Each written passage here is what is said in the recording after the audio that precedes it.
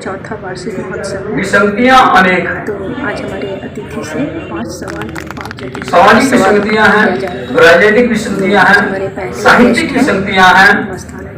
उनसे मैंने इन सारी विसंगतियों का जो हम अध्ययन कितनी करते हैं संवेदनशीलता है और संगतियों की उसमें विभत्सता साहित्यकारों की भूमिका को देखते हैं। भी अपना दायित्व यह समझते भूमिका हैं। कोई क्या निदान हेतु पाठक तलाश साहित्यकार करें, जिनका जवाब वो दे रहे इसका निदान केवल खोज रहे हैं या खोजेंगे। ये लेख यह परंपरा है, इसमें सदियों से चली आ रही है। की संस्था है, इसमें हम लोग समय समय पर वो जुड़ते हैं और इसकी हम प्राचीन काल से देखें, वास्तव है साहित्य के मध्यकालीन भाग से देखें तो साहित्यकारों ने कवियों ने इन विसंगतियों पर गाइड कर रही हैं। अपनी दृष्टि 4 डाली दिसंबर को हर साल और वार्षिक उत्सव मनाया जाता है। उन्होंने अपने अपने अनुसार हमारे उनका निदान कुछ खोजने कम की है, ही कोशिश की। नहीं तो ये हॉल खचाखच भरा रहता है, लेकिन फिर उन्होंने जो विभत्सता है इन विसंगतियों में मनाते हैं जो और ये क्रूरता है बात है कि उसको भी दिखाने का यत्न किया इस माहौल में और कुछ हम सभी उसके लिए रास्ता भी निकाला है।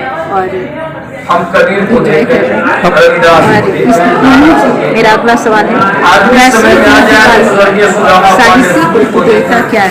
अदम गोडवी को देखें, मुक्ति बोध को देखें। हमारे और किसकी बात संस्था के सदस्य और जो सवाल करेंगे इन विसंगतियों पर जो सबसे ज्यादा गद्य से प्रहार करने वाले व्यक्ति का नाम उनका नाम है हरिशंकर प्रसाद। हमारे अतिथि हैं। अभी तक भारतीय साहित्य ने आधुनिक काल में अपना नाम दुविधा को उतना बड़ा व्यक्तित्व धन्यवाद। सामाजिक सीमा रानी विसंगतियों को पटना प्रस्तुत करने वाला दूसरा व्यक्तित्व खड़ा नहीं हुआ है। एम्बुलेंस की सुविधा उपलब्ध की जाए। सरकार के द्वारा 102 के माध्यम से भी एम्बुलेंस की सेवा दी जा रही है और हमारा प्रयास है कि आगे भविष्य में भी कुछ जो कमी है उसको हम लोग इसका परिणाम आप लोग देखे भी होंगे। ये एक जो सुधार है वो नित्य निरंतर प्रक्रिया है। इसमें हमारे पीएमसीएच प्रशासन के साथ साथ मरीजों का, आप पत्रकार बंधुओं का, सबका सहयोग जरूरी है। जहाँ भी कुछ कमी अगर पाई जाती है तो हमारे तरफ से करने का प्रयास किया जा रहा है और हम इसके लिए प्रयत्नशील हैं। ठीक, थैंक यू सर। एक मिनट। और सोशल डिस्टेंसिंग को मेंटेन करते हुए हमने अपनी सेफ्टी के साथ बहुत से प्रोजेक्ट किए हैं, जैसे hunger project, diabetic camp, yoga camp, वृद्ध सेहत पर हमने मास्क डिस्ट्रीब्यूशन किया है। योगा कैंप, डायबिटीज़, मतलब हेल्थ से रिलेटेड जितने भी थे कोविड से बहुत से हमने प्रोजेक्ट किए। लोगों ने आना भाई, हमने पटना रेलवे स्टेशन पर अब बुद्धा कॉलोनी थाना पर सैनिटाइजिंग मशीन भी लगवाई है और इसी क्रम को आगे बढ़ाते हुए हम लोग एक महिंद्रा सुप्रो एम्बुलेंस अपने पीएमसीएच पटना मेडिकल कॉलेज को डोनेट कर रहे हैं। ये एक यादगार क्षण है और हमारे लिए गर्व की बात है कि हमारे माननीय स्वास्थ्य मंत्री श्री मंगल पांडे जी हमारे बीच, हमारे district governor lion Sanjay Awasthi ji और हमारे डिस्ट्रिक्ट के अनेक मेंबर्स हमारे साथ हैं और इस ऐतिहासिक क्षण के गवाह हैं।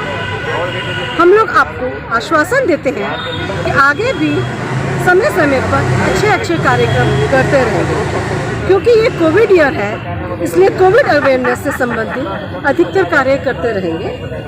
लोग मास्क का यूज़ करें, सोशल डिस्टेंसिंग का पालन करें और अपनी सेफ्टी और सेहत का ध्यान रखें। यदि जज्बा रहा तो मुश्किलों का हल भी निकलेगा।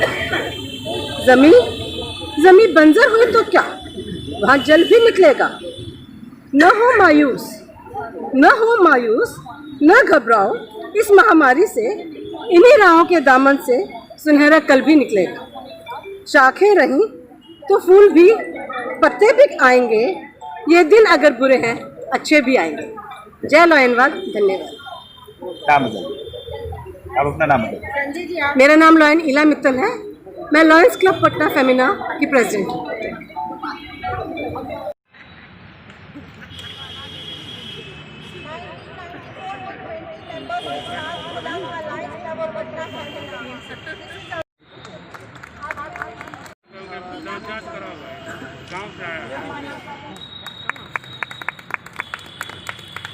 डिस्ट्रिक्ट गवर्नर संजय अवस्थी जी, क्या भी यहाँ उपस्थित हमारे बड़े भाई लाइन डॉक्टर एस के पांडे जी, वीना गुप्ता जी, अंशु अवस्थी जी, डॉक्टर यूके पाठक जी, श्रुति अग्रवाल जी, नंदा गर्ग जी, मधु श्रीवास्तव जी, कुमुद सिंह जी, सुमनी दिवाला जी, यहाँ उपस्थित पीएमसीएच के deputy superintendent doctor Chandan Kumar ji एवं उपस्थित लायंस क्लब के सभी सम्मानित सदस्य, यहाँ उपस्थित भाइयों बंधु मित्रों, कोई भी नेक कार्य होता है तो नेक कार्य में उपस्थित होना अपने आप में सौभाग्य का विषय होता है।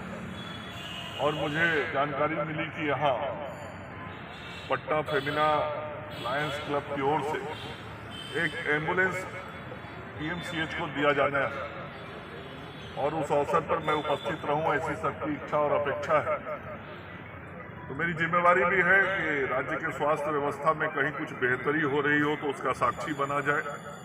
राज्य के बेहतरी में कहीं मेरा योगदान हो तो वहाँ सहभागी बनना चाहिए। और मैंने कहा कि मैं जरूर आऊँगा।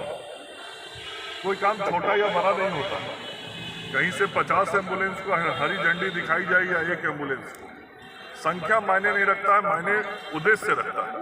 उद्देश्य क्या है? और आज जो लायंस क्लब पटना फेमिना ने ये उस उद्देश्य की पूर्ति की है जिसमें गरीबों का कल्याण निहित होता है।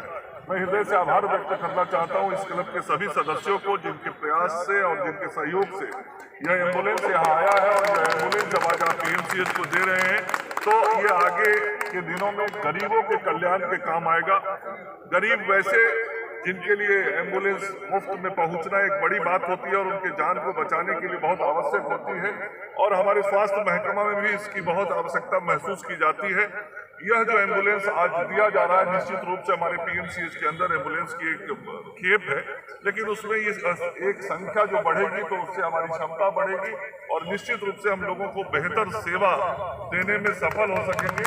इसलिए मैं लायंस क्लब पटना फेमिना को अपनी ओर से बहुत बधाई देना चाहता हूं और इसकी प्रेसिडेंट इला मित्तल जी को, आपकी टीम के सभी सदस्यों को कि आप सब लोगों ने नेक काम किया है। और ऐसे लायंस क्लब जाना ही जाता है समाज की भलाई के लिए, समाज में नेक कार्य करने के लिए, गरीबों के बीच जाके सेवा करने के लिए और जरूरतमंद लोगों के बीच जाके जरूरतों को पूरा करने के लिए आपका क्लब देश और दुनिया में जाना जाता है। और आप आज उस काम को यहाँ अंजाम दे रही हैं और ये बहुत सौभाग्य का विषय होता है। इलाजी जब अध्यक्ष के रूप में कभी काम करने का अवसर मिलता है, ये अवसर बार बार नहीं मिलता है। और ये जो अवसर आपको मिला है, इस अवसर को आपने परिणति में बदला है, काम में बदला है। ये चीज जब आप बाद में सोचिएगा तो आपको खुशी होगी कि मैं जब अध्यक्ष थी अपने क्लब की तो मैंने एम्बुलेंस पीएमसीएच को दिया था, उससे गरीबों का कल्याण हुआ था। और आप इसी तरीके से अपनी बहनों को प्रेरित करते रहिए। मैं ये भी चाहूंगा ताकि इस प्रेरणा से समाज का और ज्यादा कल्याण हो सके। और चंदन जी, आप इसको लेके यहाँ से जा रहे हैं, बिहार सरकार का मैं मंत्री हूँ और आप हमारे डिप्टी सुपरिटेंडेंट, तो इसका पूरा ध्यान रखिएगा कि बढ़िया से चलना चाहिए और इसकी जो जरूरत जिन लोगों को है उन जरूरतमंदों को इसका सेवा मिलना चाहिए। और निश्चित रूप से हमारे विभाग में ऐसी व्यवस्था है, इसके मेंटेनेंस की सारी चिंता पीएमसीएच के लोग करेंगे, उसके अधिकारीगण करेंगे।